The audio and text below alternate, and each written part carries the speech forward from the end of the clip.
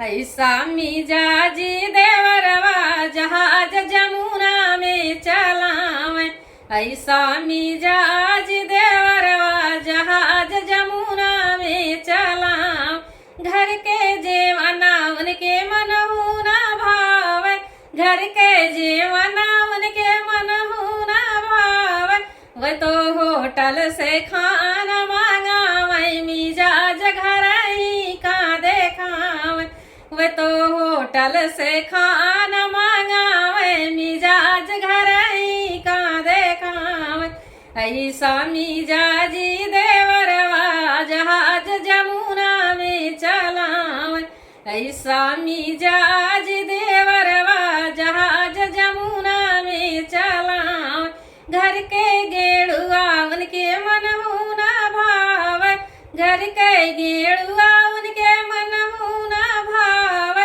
वह तो बिसलरिया मांगावे। मिजाज घर ही का देखावे।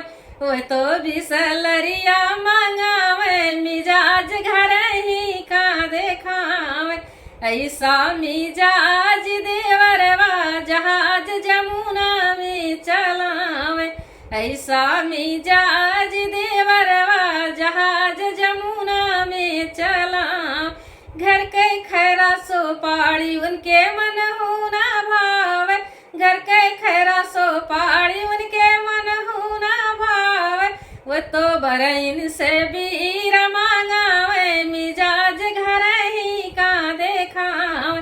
वो तो बरइन से बीर मांगावे। मिजाज घर ही का देखावे। ऐसा मिजाज देवरवा जहाज जमुना में चलावे। ऐसा मिजाज देवरवा जहाज जमुना में चलावे।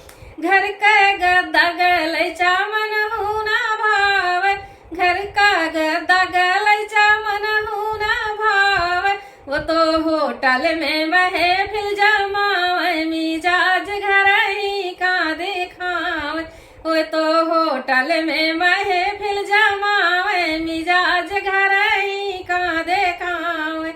ऐसा मिजाज देवरवा जहाज जमुना में चलावे। ऐसा मिजाज देवरवा जहाज जमुना में चलावे। ऐसा मिजाज देवरवा